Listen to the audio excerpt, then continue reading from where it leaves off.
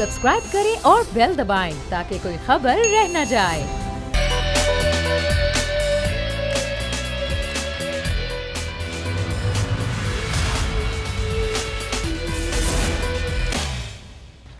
बिस्मिल्लाहिर्रहमानिर्रहीम, अस्सलाम वालेकुम। प्रोग्राम में मैं सुमैया रिजवान आपको वेलकम कहती हूँ। नाजरीन, पीडीएम का कल का जलसा भी हो गया। अब उस जलसे में कितने लोग थे, ये एक अच्छा शो था या एक फ्लॉप शो था, इस पर बात तो बाद में होगी। लेकिन पहले ज़रा ये बात कर लें कि इसके बाद क्या होगा। अब क्या करेगी पीडीएम? लॉन्ग मार्च का ऐलान कर दिया गया, ये भी कह दिया गया कि या तो जनवरी में होगा या फरवरी के शुरू में होगा। लेकिन उसके साथ साथ मुज़ाकरात का दरवाज़ा क्या खुला है? हुकूमत तो कह रही है कि दो चीज़ों के अलावा हर चीज़ पर बात हो सकती है। ना ही हम बात करेंगे एनआरओ पर, ना ही हम बात करेंगे कि नाब में जो केसेस चल रहे हैं उस पर, उसके अलावा हर चीज़ पर बात हो सकती है। अब क्या करेगी हुकूमत, इस पर भी एक इजलास हो रहा है पार्टी तर्जुमानों का कि आगे का लाहेअमल क्या होगा, किस तरह अपोजिशन के लॉन्ग मार्च या इस्तीफे या जो भी उनकी आगे का लाहेअमल होता है उससे निपटा जाएगा। और दूसरी जानिब जो पीडीएम का इजलास है वो भी हुआ। खासतौर मरियम नवाज ने अभी कुछ ही देर पहले हमने आपको खबर दी, इस बात पर बरहमी का इजहार किया कि लोग कम थे। उन्होंने जो अहदेदारान थे उनसे तहरीरी तौर पर वजाहत मांग ली है कि कौन कितने बंदे लेकर आया, कहाँ से किसने बंदे जमा किए। तो अब ये जो एक सियासी सूरत हाल है जो कि खासी गर्म हो चुकी है, हमने माजी में देखा, इससे पहले भी धरने हुए, इससे पहले भी जलसे हुए, इससे पहले बड़े बड़े धरने और जलसे दिए गए। लेकिन हमें मालूम है कि जलसों से हुकूमतें नहीं जाती। हाँ, अलबत्ता हुकूमती रिट को चैलेंज किया जा सकता है, हुकूमत पर दबाव बढ़ाया जा सकता है। अब ये अपोजिशन कितना दबाव बनाने में कामयाब हो जाएगी और ये हुकूमत कितने दबाव में आ जाएगी, इसी पर आज के प्रोग्राम में बात करेंगे। मुझे ज्वाइन कर रहे हैं कराची स्टूडियो से नज़ीर लगारी, सीनियर सहाफ़ी हैं, तज़ियाकार हैं। बहुत शुक्रिया आपका नज़ीर लगारी साहब हमारे प्रोग्राम में ज्वाइन करने के लिए। अख्तुज़ा चट्टान साहब पाकिस्तान पीपल्स पार्टी से मुझे ज्वाइन कर रहे हैं, आपका भी बहुत शुक्रिया। पाकिस्तान तहरीक इंसाफ से नदीम कुरैशी साहब मेरे साथ मौजूद हैं, पंजाब से आपका ताल्लुक़ है। लगारी साहब ज़रा थोड़ा तज़िया दें क्योंकि कल के जलसे में बहुत बात हो गई। ये बात तो हम बाद में करेंगे, कितने लोग थे कितने लोग नहीं थे, एक अच्छा शो था फ्लॉप शो था। अब क्या, व्हाट नेक्स्ट? अब अपोजिशन आपको कितनी लगता है कि कितने उसमें हैं और कि वाकई वो इतना प्रेशर बनाएगी हुकूमत पर कि हुकूमत डायलॉग भी करेगी ना सिर्फ बल्कि उनकी बातें भी मानेगी, या फिर आपको लगता है कि जी इतना नहीं है, बस ये थोड़ा लॉन्ग मार्च होगा, थोड़ी सी ज़रा होगी ये सियासत, उसके बाद कुछ नहीं होने वाला? देखें, एक तो ये कि जलसे हो चुके हैं और 5 जलसे हुए हैं गुज़िश्ता अक्टूबर से अब तक। जी हाँ। और इन जलसों के बारे में जितनी बात हुई है, बल्कि इससे ज़्यादा नफरी के बारे में जितनी बात हुई है, उससे पहले कभी किसी जलसे के बारे में इतनी बात नहीं हुई है। और मुख्तलिफ दावे होते रहे कि जी बिल्कुल 2000, 3000, 5000, 6000। मुल्तान के जलसे को भी यही कहा गया कि 4000, 5000। कराची के जलसे को भी बड़ा जलसा नहीं कहा गया। पेशावर और क्वेटा के जलसों को भी बड़ा नहीं कहा गया, इस जलसे को भी बड़ा नहीं कहा गया। तो हुकूमत एक तरफ है और अपोजिशन दूसरी तरफ है। एक इंतहा पर हुकूमत खड़ी हुई है, वो अपोजिशन के वजूद को तस्लीम नहीं कर रही है, और दूसरी जानिब अपोजिशन है जो हुकूमत को बर्दाश्त करने को तैयार नहीं है। और ये ख़ास लम्हा तारीख़ का इतना अहम है कि पाकिस्तान की लीडरशिप को बहुत से मामलात ऐसे हैं जिन पर एक पेज पर होना चाहिए था, और ज़िम्मेदारी बहरहाल हुकूमत की होती है। जब हुकूमत किसी भी गुफ्तगू के लिए, किसी भी डायलॉग के लिए आगाज़ यहाँ से करेगी कि भाई हम एनआरओ नहीं देंगे, हाँ, और मुकदमात पर बात नहीं करेंगे, और उसके बाद आप चाहें बात कर लें, ताकि कल जब लोग बैठें तो कहें जी ये बस मुकदमात की ही बात कर रहे थे और एनआरओ मांग रहे थे इसलिए हमने बात नहीं की, ताकि अपोजिशन कहे कि जी अपोजिशन का मुंह काला हो और वो फिर चली जाए और कहे कि जनाब हमारे साथ तो हाथ हो गया। अपोजिशन कह रही है कि भाई हम नहीं मांग रहे हैं, किसी किस्म का कोई एनआरओ नहीं मांग रहे हैं, हम चाह रहे हैं कि मुकदमात भी जहाँ हैं वहीं रहें, लेकिन एक क्रॉस द बोर्ड होना चाहिए। और ये एहतसाब जो है ये विजिबल है कि एक क्रॉस द बोर्ड नहीं हो रहा है, और ख़ास तौर पर बहुत से ऐसे इश्यूज़ हैं जिनके ऊपर सवाल उठते रहे हैं। लेकिन लगारी साहब सवाल तो मेरा ये कि अब हो क्या रहा है, आपको लग क्या रहा है आगे अगले 2 माह में जनवरी फरवरी तक कितना दबाव बनाने में कामयाब हो जाएगी अपोजिशन हुकूमत? देखिए, अपोजिशन की तरफ से मुख्तलिफ चीज़ें हमारे सामने आई हैं। बरह रास्त लीडरशिप के साथ बात नहीं हुई है, लेकिन जो उनके सियासी लीडर हैं वो मुख्तलिफ बातें करते हैं। एक तो बात खुलकर सामने आएगी जो 2 दिन पहले अब्दुल गफूर हैदरी साहब ने बताया, और उन्होंने अपने जितने भी हलके हैं ख़ास तौर पर जो उनके स्ट्रांग पॉइंट्स हैं वहाँ पर उन्होंने कहा है कि किला सैफुल्ला में और किला अब्दुल्ला में, यूब में और पशीन में और जो है अपना चमन में और दीगर इलाकों में कहा कि यहाँ पर हमारी रैलियाँ होंगी और यहाँ पर हम एहतजाज करेंगे। अपोजिशन अगर तहसील और ज़िले की सतह पर एहतजाज करती है, डिवीज़न की सतह पर एहतजाज करती है और एहतजाज के साथ रैलियाँ निकाली जाती हैं और फिर जाते हैं उसकी तरफ शटर डाउन की तरफ जाते हैं और फिर हड़ताल की तरफ जाते हैं, फिर मुल्क की हड़ताल की तरफ जाते हैं, तो प्रेशर दूसरी नौयत का हो, ये कहा जा रहा है। अब हमें नहीं मालूम है कि उन्होंने अपनी प्लानिंग क्या की। चले मैं ये प्लानिंग पूछ लेती हूँ। चट्टान साहब मेरे साथ। चट्टान साहब जरा पहले मुझे बताएं प्लानिंग क्या है? ये लॉन्ग मार्च की डेट तो अभी फाइनल नहीं हुई, कल भी यही कहा गया और आज भी हमें जो खबरें मिल रही हैं वो यही हैं कि हाँ जनवरी में होगा या फरवरी में होगा। पहले तो ये लॉन्ग मार्च कब होगा, और दूसरा ये कि क्या कोई कैपेसिटी है, कहीं कोई गुंजाइश है कि अगर हुकूमत डायलॉग करना चाहती है तो आप लोगों की तरफ से कितनी गुंजाइश निकलती है? बिस्मिल्लाहिर्रहमानिर्रहीम। सबसे पहले बात तो ये सुमैया कि ये तहरीक जो है सिर्फ हुकूमत के खात्मे के लिए नहीं है। अच्छा, अगर ये सिर्फ हुकूमत के खात्मे के लिए था तो इसका तो अपोजिशन को आपको भी पता है, और लगारी साहब तो बहुत सीनियर जर्नलिस्ट है, उनको तो बहुत सारी चीज़ों को पता है कि इसका तो अपोजिशन को अपर हो चुका था कि आप लोगों को इमरान खान पसंद नहीं है तो इसको हम हटा देंगे, कोई नेब में कोई चीज़ में उसको हटा देंगे। अच्छा, अगर आप लोग स्पीकर को आदमी एतमाद लाना चाहते हैं तो वो हो जाएगा। अगर आप लोग असेंबलियों के अंदर तब्दीली लाना चाहते हैं, आदमी एतमाद लाना चाहते हैं तो वो भी हो जाएगा। अच्छा, लेकिन अब जो अपोजिशन है इस चीज़ पे तैयार नहीं है। हमारा झगड़ा सिर्फ हुकूमत के खात्मे के लिए नहीं है, हमारा झगड़ा है आईन की बालादस्ती के लिए। तो अब जाहिर है तमाम तर सूरत बात हमें करनी है, लेकिन अभी प्रोग्राम में एक ब्रेक लेंगे, वापस आएंगे, डिस्कशन को आगे बढ़ाएंगे। स्टे विद अस।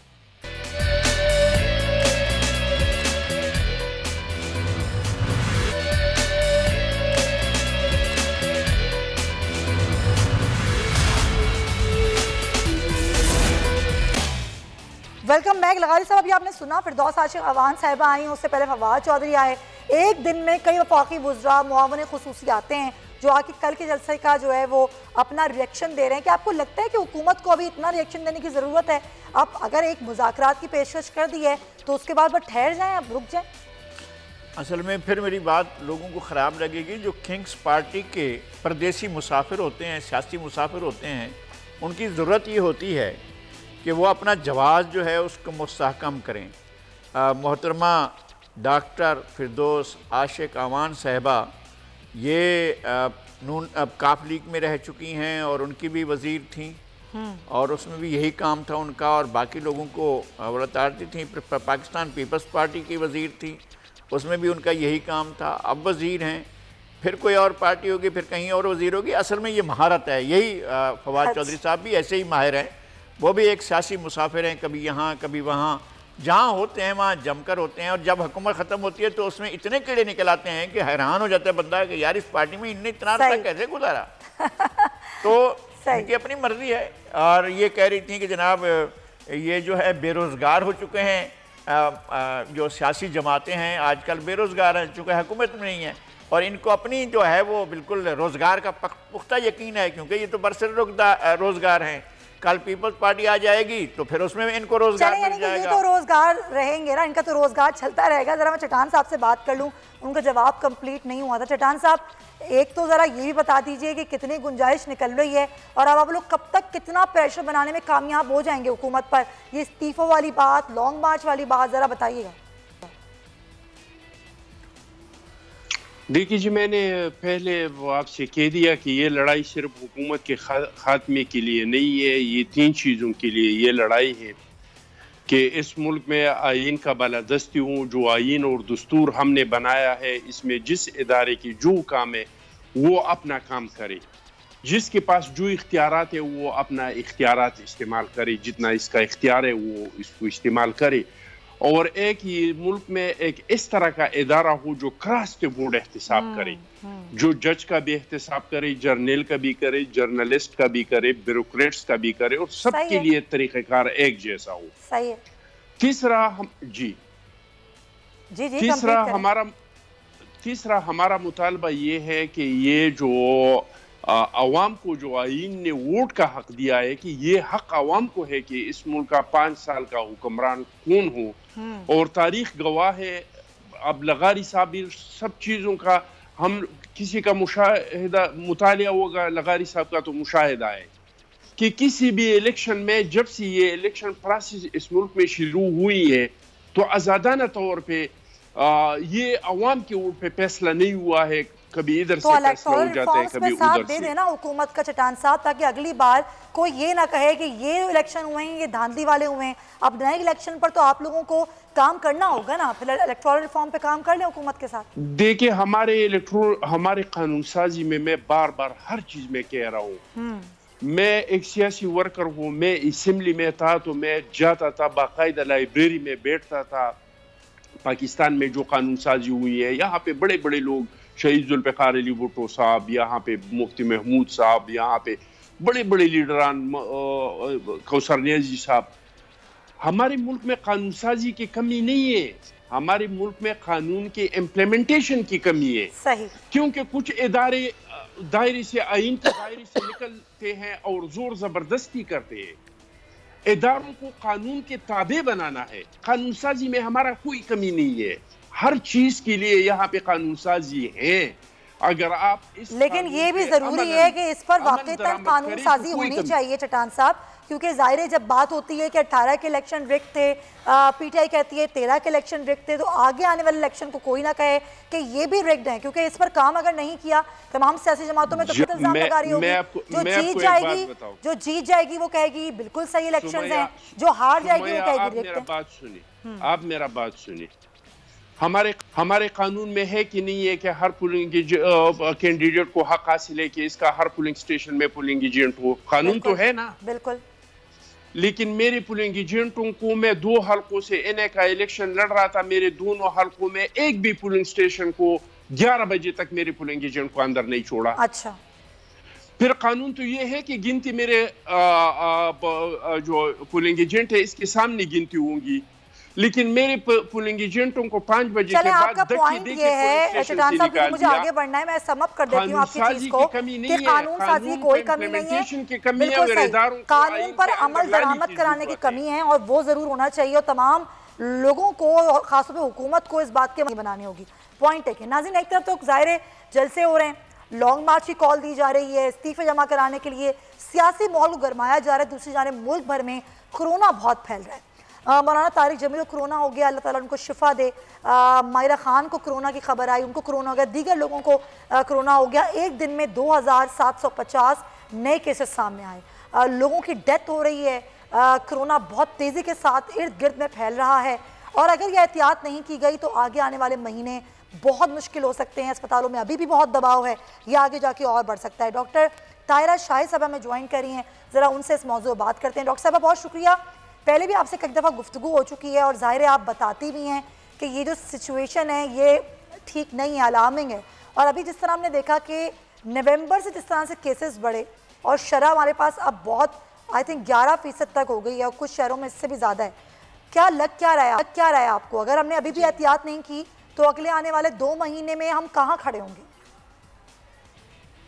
बिल्कुल सही बात है, और ये इसकी बहुत सारी वजूहात हैं और हमें इन सारी वजूहात को समझना पड़ेगा। जब हम एहतियात की बात करते हैं ना, तो हमें ये भी समझना है कि सर्दियां आ चुकी हैं, और जब सर्दियां होती हैं तो आपका नेचुरली फ्लूइड शिफ्ट भी होता है। इसका मतलब ये होता है कि आपकी जो बॉडी है ना, आपका जो खून है, वो उसमें जो फ्लूइड शिफ्ट आती है उसकी विस्कोसिटी बढ़ जाती है, मतलब खून ज़्यादा गाढ़ा होना शुरू हो जाता है, और जब गाढ़ा होता है तो क्लॉटिंग मैकेनिज्म भी आपका किक इन कर जाता है। और कोरोना में ये भी देखा गया है कि सिर्फ रेस्पिरेटरी सिम्टम्स नहीं होते, मतलब सिर्फ सांस के प्रॉब्लम ही नहीं होते, बल्कि आपके खून का गाढ़ा होना भी एक बड़ा इंपॉर्टेंट फैक्टर है। डी डाइमर, फाइब्रिनोजन रेज हो जाता है। तो आप जब हम कहते हैं ना कि एहतियात कर रहे हैं, तो हमने उसकी मैनेजमेंट में भी थोड़ी एहतियात करनी है। हमने ये समझना है कि अब जो है कॉम्प्लिकेशन, जो सेकंड स्ट्रेन है, ये जो सेकंड अटैक आया है, इसमें सिम्टम्स भी फर्क है। सिर्फ और सिर्फ आपका फीवर या जुकाम होना ही सिम्टम नहीं है, बल्कि बहुत डिफरेंट किस्म के सिम्टम्स आ रहे हैं, जिसमें सर में दर्द, severe body pain, rib pain भी है, डायरिया भी है, और ज्यादातर लोगों को आपने देखा होगा सडन हार्ट अटैक्स की तरफ वो जा रहे हैं क्योंकि उनका क्लॉटिंग मैकेनिज्म जो है वो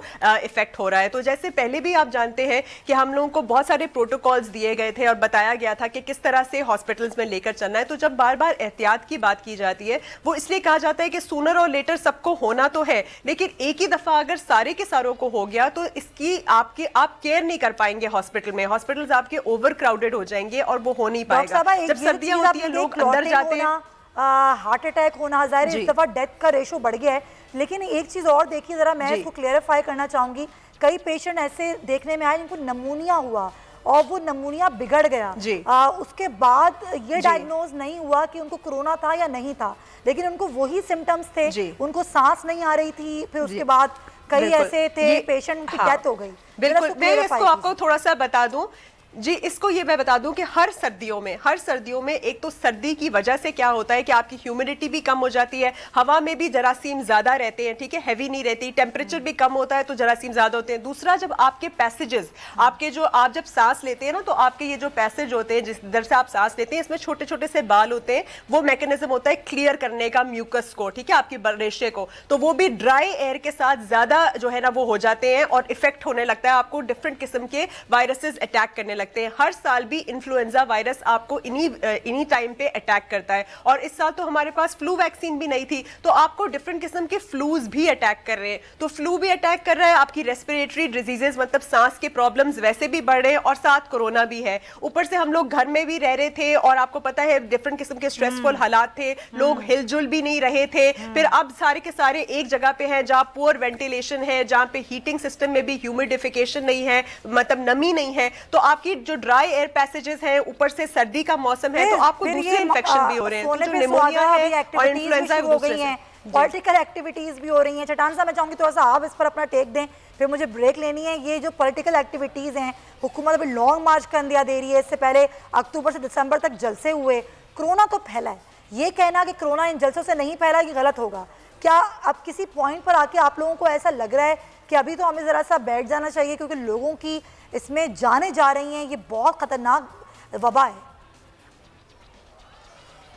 बिल्कुल जी, कोरोना है, ये एक हकीकत है, इससे कोई इनकार नहीं कर सकता है, लेकिन एक चीज़ को आप बंद करके कोरोना को आप नहीं रोक सकते। अगर आपकी बिजनेस एक्टिविटीज़ जारी हैं, अगर आपके ट्रांसपोर्ट जारी है, तो अगर आपके हर काम जारी है, शादियाँ, तो फिर अगर आप सिर्फ स्कूलों को बंद करें तो या आप सियासी एक्टिविटीज़ को बंद करें तो इससे कोरोना नहीं रुकेगा। और हुकूमत तो इस पे दुगली चाल कर रही है। कल नहीं परसों हमारी एजेंसी में, मेरे डिस्ट्रिक्ट में बाजोड़ में, इनके जो मिनिस्टर है उन्होंने जो इज्तिमा किया था, फुटेजेस चले थे, न्यूज़ चले थे, खुद तो ये इज्तिमात करते हैं, बाकी पार्टियों को इजाज़त है। वज़ीर आज़म आप देख लिए इस पे कितना अमल करते हैं, सरकारी तकरीबात पे कितना अमल हो रहा है। तो इस चीज़ को हमने सीरियस नहीं लिया है, इसके लिए एक बाकायदा कैंपेन की ज़रूरत है कि लोग खुद एहतियात करें। लेकिन देखिए, हर इंसान को ना अपनी जिम्मेदारी अदा करनी है, ये तो जस्टिफिकेशन नहीं हो सकती कि हुकूमत का ये मौक़िफ़ है, हुकूमत की ये एक्टिविटीज़ हैं, तो फिर ऑपोजिशन भी अपनी एक मुकाबलेबाजी में एक्टिविटीज़ करेगी। ज़ाहिर हर शख्स ने अपनी जिम्मेदारी कोरोना को लेकर अदा करनी है। खैर, पॉइंट टेकन। डॉक्टर साहबा, ये जो अपोजिशन का मौक़िफ़ है हुकूमत की हिकमत अमली को लेकर, आप कैसे देखती हैं हुकूमत की स्ट्रेटेजी को? कोरोना को लेकर वाकई हुकूमत सियासत कर रही है? नहीं, देखिए, मैं पॉलिटिकल जवाब तो नहीं दे सकती। एज अ डॉक्टर मैं आपको ये कहूँगी कि थोड़े से ना इन्फेक्शन कंट्रोल को समझना चाहिए कि इन्फेक्शन फ़र्क नहीं देखता। तो उसी तरह से जो रूल्स और लॉज हैं वो हर तरफ हर किसी के लिए सेम और इक्वल होने चाहिए, और उनको अबाइड भी इक्वल अंदाज से किया जाना चाहिए। ऐसा डिफ्रेंसिएशन नहीं होना चाहिए, सिर्फ हम कह दें कि स्कूल्स के ऊपर हम करें और फिर आपके जो जितने भी डिफरेंट गैदरिंग्स हैं वो अलाउड हो, या फिर कहीं पे अलाउड हो कहीं पे नहीं हो। इससे ये होता है कि लोगों का भी ट्रस्ट लेवल जो है वो कम होता है। वो समझते हैं जहां पे ये अलाउड हो रहा है तो हम भी इजी ले लें, हम भी लैक्स हो जाएं। तो थोड़ा सा मिल बैठ के, और ये भी समझना चाहिए कि जब हम बार बार प्रिकॉशंस की बात करते हैं तो प्रिकॉशंस में और भी बहुत सारी चीजें आ जाती हैं। चलिए ठीक है, हम गैदरिंग्स को तो मना करें, लेकिन हम अपनी कुव्वत मुदाफियत को भी बढ़ाएं, डाइट, एक्सरसाइज, उस तरफ भी थोड़ा सा जाए, और समझे कि इन्फेक्शन कंट्रोल क्या होता है। एक बंदे को बंद करके दूसरा बंदा बस घूमता रहे या जाता रहे, ऐसा नहीं होता। आपको आइडेंटिफाई करना है और सही वक्त पे उसे कंटेन भी करना है। और जैसे बाकी बाकी दुनिया ने किया है, थोड़ा सा बॉर्डर कंट्रोल के ऊपर भी बहुत ज्यादा गौर करना चाहिए, क्योंकि हम कितनी देर तक बंद रख सकते हैं ना। सिर्फ बिजनेसेस नहीं होती, आपकी जो फॉरेन ट्रैवल होता है उसके ऊपर बहुत ज्यादा डिपेंड करता है कि आपके कितने नए स्ट्रेन्स कितने आ रहे हैं, या कितना आपने लॉकडाउन ऑलरेडी अगर गुजार लिया है तो मजीद ना आए इन्फेक्शन। जाहिर है अभी दुनिया भर में अब जाहिर इस तरफ नहीं जा रही है, कोई भी हुकूमत हो, किसी भी मुल्क की हुकूमत हो, अब जाहिर पॉलिसीज यही हो गई हैं स्मार्ट लॉकडाउन की, उन जगहों को बंद करने की जो कि हॉटस्पॉट्स हैं।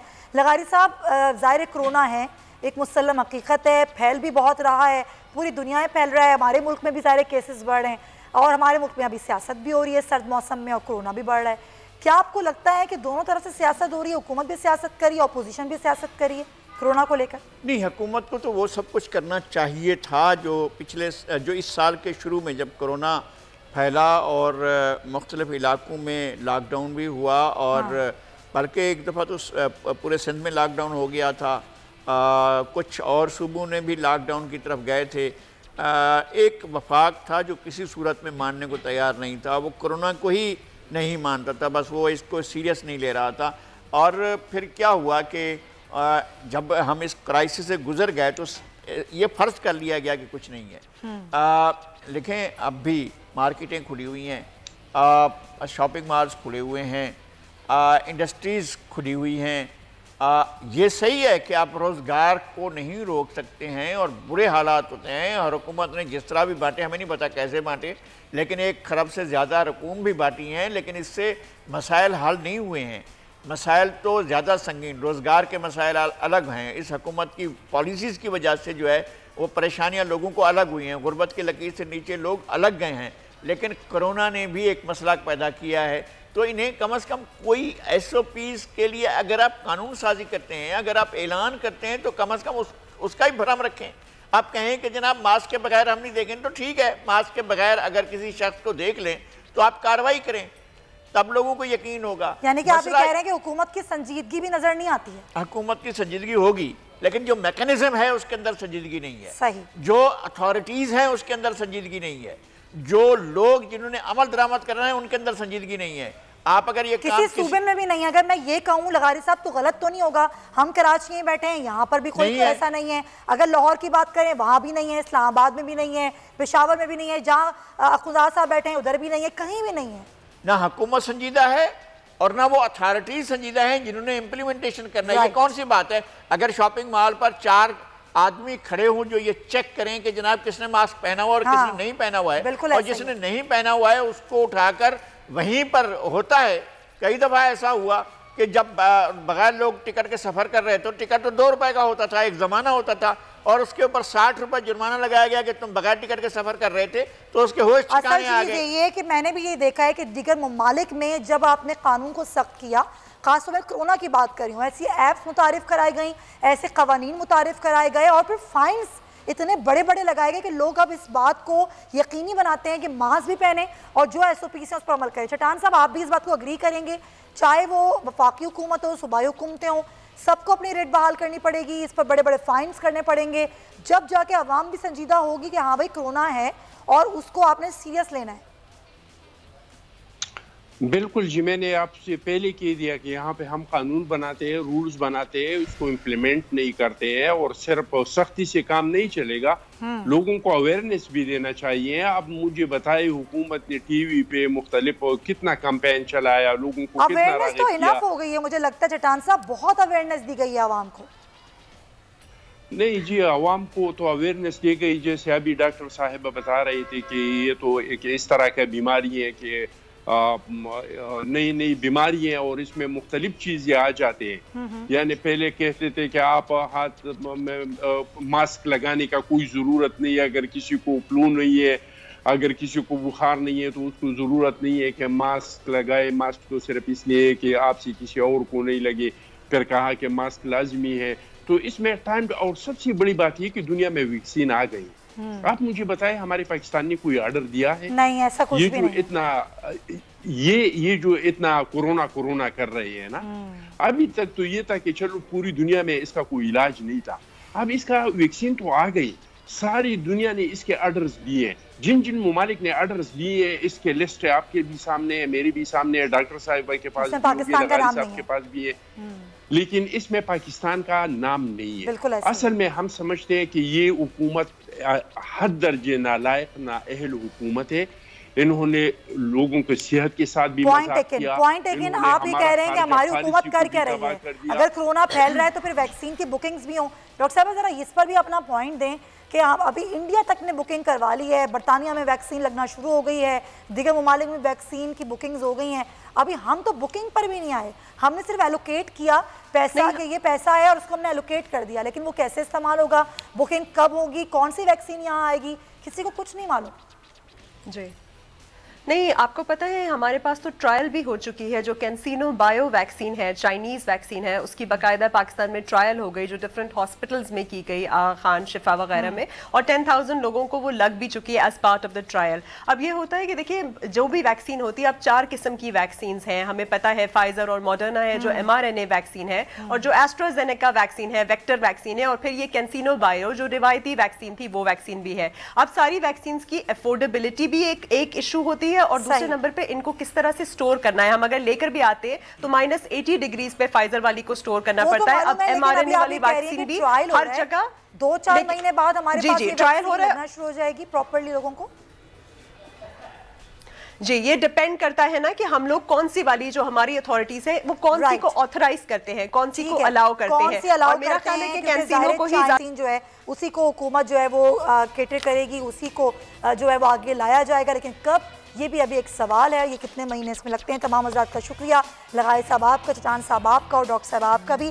बस अपना ख्याल रखें, सोशल डिस्टेंसिंग करें और मास्क पहनें। यही वो चीज़ है जो इंशाल्लाह आपको इस वायरस से बचाएगी। इंशाल्लाह आपसे कल मुलाकात होती है। अल्लाह हाफ़िज़।